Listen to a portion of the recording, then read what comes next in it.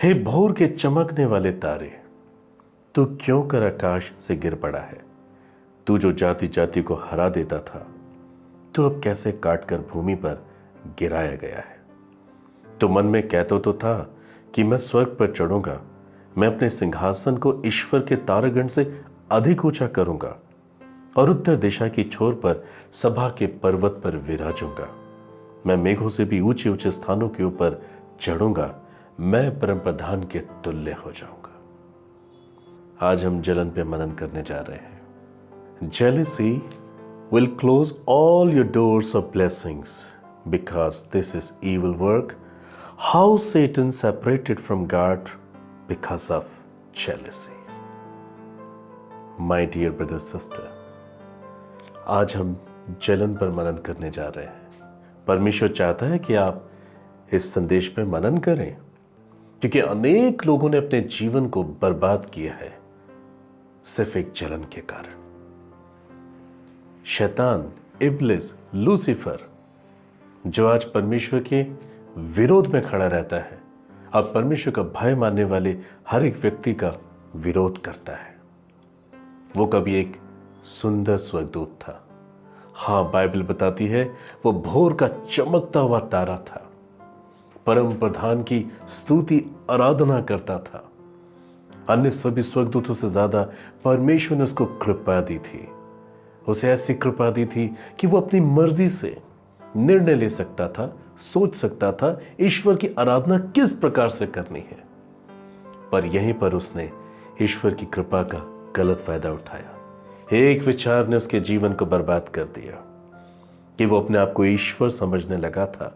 वो अपने आप को ईश्वर के तुल्य बनाना चाहता था, अपने सिंहासन को ईश्वर से भी ऊंचा करना चाहता था। बाइबल बताती है उसके जलन के कारण, उसके इस पाप के कारण वो परमेश्वर की उपस्थिति से सदा के लिए निकाल दिया गया। हाँ, वो अब स्वर्ग में नहीं रह सकता था। परमेश्वर और उसके बीच में एक बहुत बड़ी खाई बन चुकी थी। माय डियर ब्रदर सिस्टर, एक स्वर्गदूत जो परमेश्वर की उपस्थिति में सदा जीवित रहता था, बिकॉज ऑफ जेलसी, जलन के कारण वो परमेश्वर से दूर हो गया। जलन के कारण स्वर्ग और उसकी आशीषों से छीन ली गई। जलन के कारण वो स्वर्गदूत से शैतान में तब्दील हुआ। जलन ही के कारण वो परमेश्वर का और उसकी संतानों का विरोधी बना। बाइबल कहती है श्वेत सिंहासन के न्याय के बाद शैतान और उसके दूत हमेशा के लिए अथाह कुंड में फेंक दिए जाएंगे, जहां पर उनकी पीड़ा का अंत कभी नहीं होगा। प्रिय, बाइबल जलन के विषय में हमेशा से मनुष्य को सतर्क करती आई है। परमेश्वर नहीं चाहता कि कोई भी व्यक्ति इस जलन के पाप से अपने आप को बर्बाद करे। उत्पत्ति 37 अध्याय 4 पद में हम यूसुफ के विषय में पढ़ते हैं कि कैसे उसके भाइयों ने जलन के कारण उसके साथ बुरा व्यवहार किया। Genesis 37 verse 4। सो जब उसके भाइयों ने देखा कि हमारा पिता हम सब भाइयों से अधिक उसी से प्रीति रखता है, तब वे उससे बैर करने लगे और उसके साथ ठीक तौर से बात भी नहीं करते थे। हाँ प्रियो, यूसुफ अपने सब भाइयों में छोटा लड़का था। याकूब उसका पिता सबसे अधिक उसको प्यार करता था, और ये तो स्वाभाविक है कि घर में जो छोटा बच्चा होता है उस पर बहुत अधिक प्यार आता है। मगर उसके भाइयों से ये बर्दाश्त नहीं हो रहा था। क्यों याकूब और सबका प्रेम यूसुफ को ज्यादा मिलता है। इस बात से जलन खाकर उन्होंने अपने भाई यूसुफ के साथ बुरा व्यवहार करना शुरू किया। वो उससे बात भी नहीं करते थे। एक वक्त पे मौका पाकर उन्होंने यूसुफ के साथ मारपीट की। उसे इतना मारा कि उन्होंने गड्ढे में फेंक दिया, और उसके बाद मिस्र के व्यापारियों के हाथ उसे गुलाम होने के लिए बेच दिया। जलन कितना नुकसान कर सकती है एक इंसान का, जलन कितना बुरा बना सकती है एक इंसान को। हमने ये बात यूसुफ के भाइयों में देखी। ब्रदर सिस्टर, जलन ही के कारण बाइबल बताती है कैन ने अपने भाई हाबिल की हत्या कर दी। आदम हवा का पहला पुत्र कैन और उसका छोटा भाई हाबिल, जब दोनों बड़े हुए, कैन खेती करने वाला किसान बना और हाबिल भेड़ों का चरवाहा। एक दिन जब आदम, हवा और दोनों लड़के परमेश्वर की महिमा के लिए अपने बलिदान को समर्पित कर रहे थे, तब परमेश्वर ने हाबिल के बलिदान को स्वीकार किया, उसकी भेंट को स्वीकार किया, मगर केन के बलिदान को, उसकी भेंट को परमेश्वर ने अस्वीकार किया। केन अपनी भेड़ों में के कई एक पहलौठे परमेश्वर की महिमा के लिए अर्पण करने आया था, मगर केन अपनी भूमि की इतनी बड़ी पैदावार से थोड़ा सा अनाज परमेश्वर की महिमा के चढ़ाने के लिए आया। उसके अंदर स्वार्थ था, लालच था। उसने एक बार भी ये नहीं सोचा यदि परमेश्वर उसकी जमीन को, उसकी बीज को, उसकी फसल को आशीष ना दे, वो कैसे इतनी बड़ी फसल को पा सकता था। उसने स्वार्थ किया, उसने लालच किया, उसने ईश्वर को पहला प्रेम नहीं किया। इसलिए परमेश्वर ने उसकी भेंट को स्वीकार नहीं किया, क्योंकि उसका हृदय परमेश्वर के साथ ईमानदार नहीं था। मगर हाबिल परमेश्वर को अपना सब कुछ देना चाहता था, क्योंकि वो ये जानता था कि उसके जीवन में जितनी भी आशीषें हैं, उस सबका आधार सर्वशक्तिमान परमेश्वर है। हाबिल एक ईमानदार हृदय के साथ परमेश्वर के साथ चलता था, इसलिए परमेश्वर ने उसकी भेंट को स्वीकार किया। मगर केन क्रोधित हुआ, जलन से भर गया और मौका पाकर उसने अपने छोटे भाई हाबिल को घात किया। बाइबल कहती है संसार में पहली हत्या हाबिल की हुई, वो भी जलन के कारण हुई। माय डियर ब्रदर सिस्टर, परमेश्वर ने हमें प्रेम करने के लिए चुना। प्रेम के परमेश्वर ने हमें प्रेम से बनाया। उत्पत्ति 1:27 में लिखा है कि परमेश्वर ने हमें अपने स्वरूप, अपनी समानता में सृजा, ताकि हम उसके मानंद दिख सके, ताकि हम अपनी जिंदगी से अनेकों के हृदय में शांति, आनंद और तसल्ली ला सके। शैतान आज बहुत से लोगों के जीवनों में कार्य करता है, हाँ, उनके जीवनों में जो उसी के समान अपने अंदर जलन को रखते हैं, जलन के साथ कार्य करते हैं। ब्रदर सिस्टर, ऑलवेज रिमेंबर, जलन ना सिर्फ आपके द्वारा दूसरों का नुकसान करती है, मगर ये आपका भी बहुत बड़ा नुकसान कर देती है। बाइबल बताती है गलातियों 5:19, 20 और 21 पद में, शरीर के काम तो प्रकट है, अर्थात व्यभिचार, गंदे काम, लुचपन, टोना, बैर, झगड़ा, ईर्ष्या, क्रोध, विरोध, फूट, विधर्म, ठा मतवालापन, लीला क्रीड़ा और इनके जैसे और काम हैं।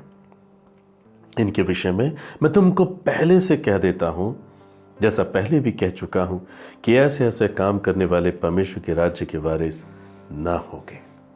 Brother sister, jealousy is a fruit of flesh. जलन शरीर का कार्य है, जलन एक शैतान का कार्य है। Jealousy is a fruit of flesh. और जितने लोगों के अंदर जलन पाया जाता है, जितने लोग जलन की आत्मा से ग्रसित होते हैं, वो परमेश्वर के राज्य के वारिस नहीं हो सकते।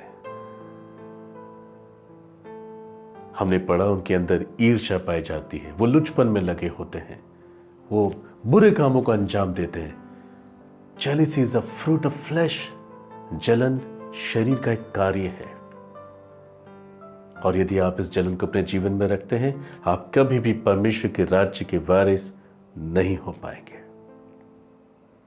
ना सिर्फ आप ये ना कहें कि मैं बैर नहीं करता, मैं किसी के साथ बुरा नहीं करता, मगर ईर्ष्या करना, जलन रखना, परमेश्वर की सारी व्यवस्था को तोड़ देना है, परमेश्वर के सारे नियमों का विरोध करना है, उसकी आज्ञा को कुचल देना है। जलन शरीर का कार्य है, शरीर की क्रिया है। Jealousy is a fruit of flesh, my brother sister.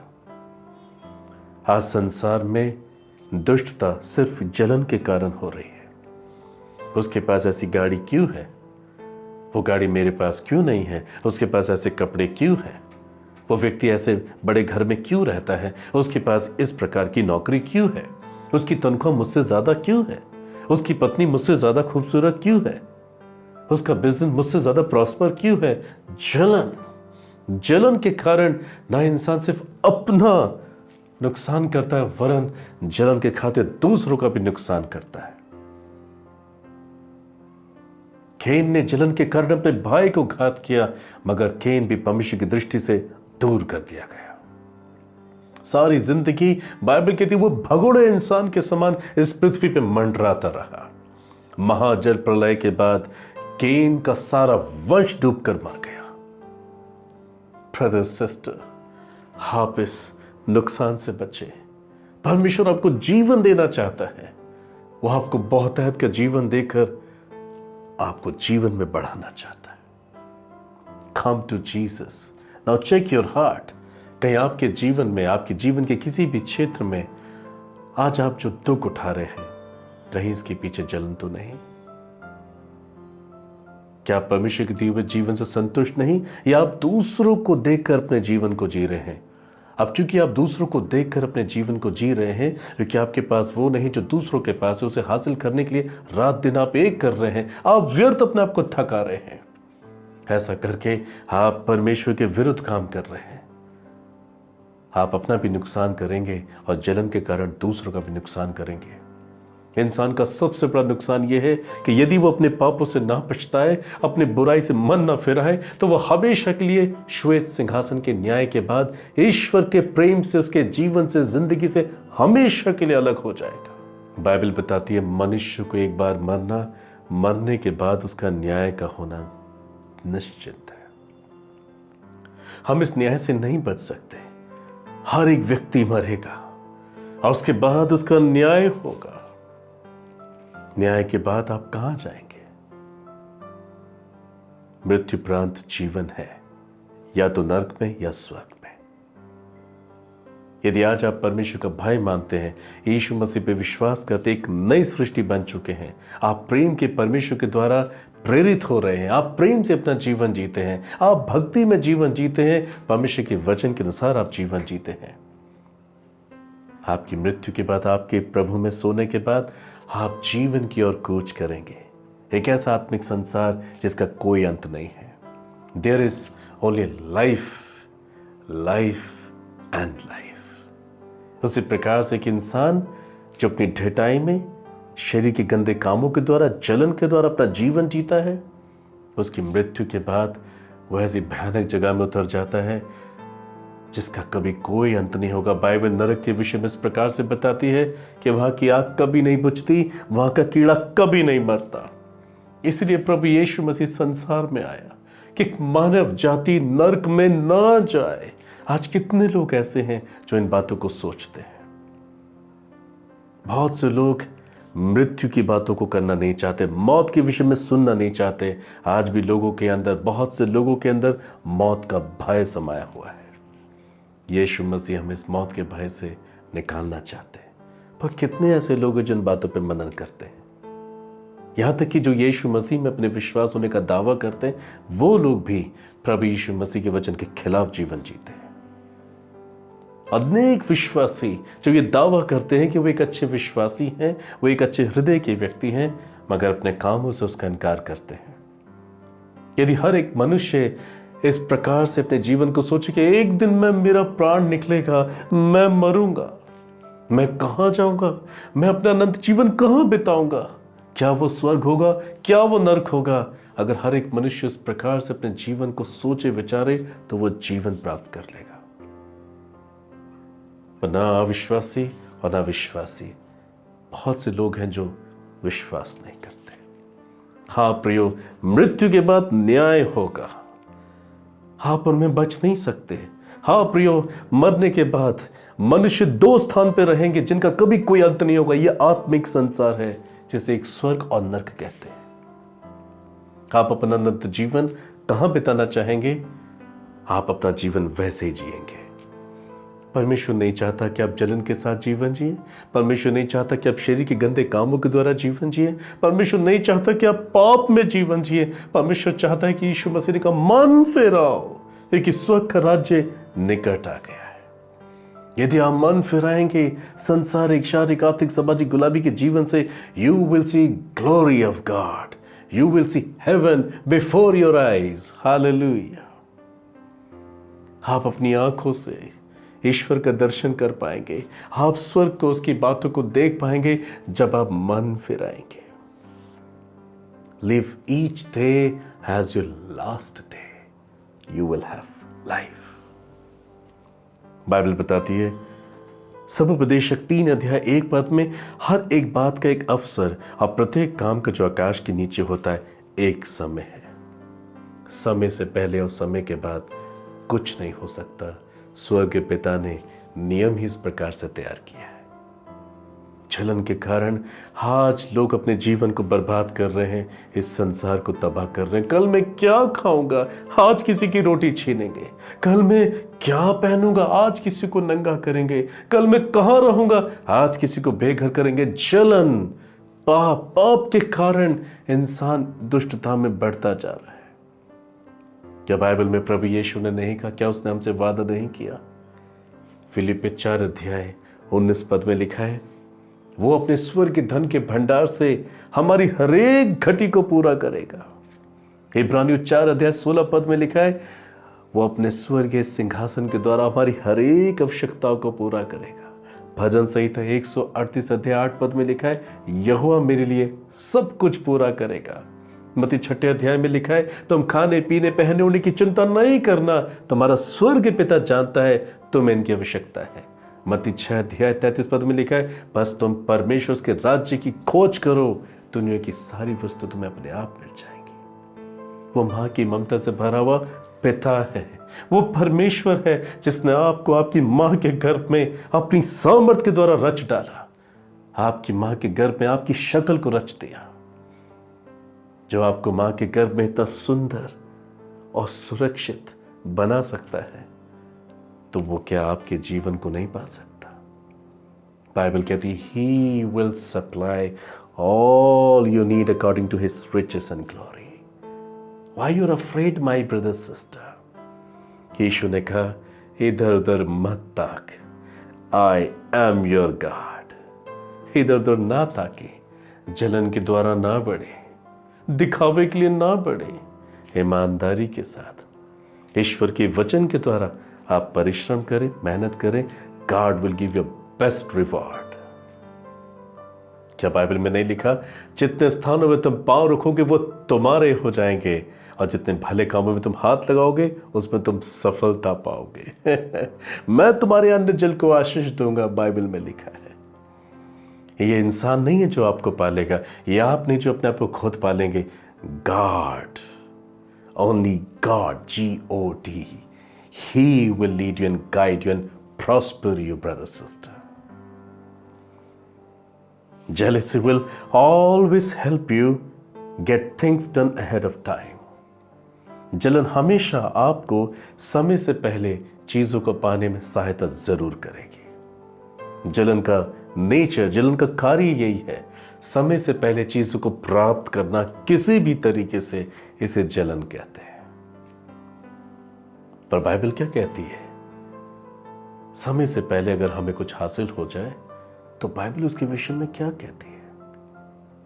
नीति वचन 20 अध्याय 21 पद में लिखा है, प्रोवर्ब्स चैप्टर 20 वर्स 21, जो भाग पहले उतावली से मिलता है अंत में उस पर आशीष नहीं होती।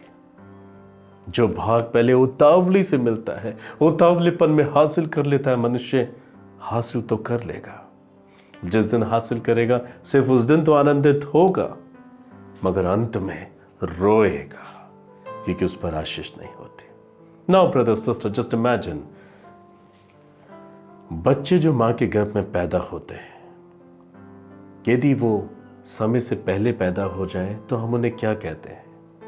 Premature babies. आनंद तो होता है कि संतान पैदा हुई है, मगर उसके बाद वो माँ बाप जिंदगी भर दुख उठाते हैं क्योंकि बच्चों के अंदर डिसेबिलिटीज आ जाती हैं। वो शारीरिक रीति से कमजोर हो जाते हैं, वो दिमाग में कभी व्यस्त नहीं हो पाते हैं। अनेक माँ बाप आज इस दुख से अपने जीवन को भोग रहे हैं। ब्रदर सिस्टर, प्रीमेच्योर आशीषें ऐसे ही होती हैं। परमेश्वर हमें कच्चा नहीं परंतु पका हुआ फल देना चाहते हैं, इसलिए हमें पेशेंस के साथ धीरज रख करके इंतजार करना चाहिए राइट टाइम का, सही वक्त का, जिसमें परमेश्वर हमें आशीष दे। इसलिए समुपदेशक 3 अध्याय 1 पद में हमने पढ़ा, हर एक बात का एक अवसर, प्रत्येक काम का जो आकाश के नीचे होता एक समय है। परमेश्वर ने सब कुछ आपके लिए तैयार किया है। हाँ, प्रभु आपसे बात कर रहे हैं, ब्रदर ये आपके लिए, सिस्टर ये आपके लिए। आप ऐसा न सोचे संदेश में लेने, ये आपके लिए ही है। परमेश्वर आपको आपके हर एक सीजन में फ्रूटफुल करेंगे। He'll bless you financially, spiritually, physically, mentally, materialistically, but according to his time. उसके समय के अनुसार वो आपको वो नहीं देंगे जो आपको अच्छा लगता है, मगर वो आपको सब कुछ देंगे जो आपके लिए अच्छा होता है।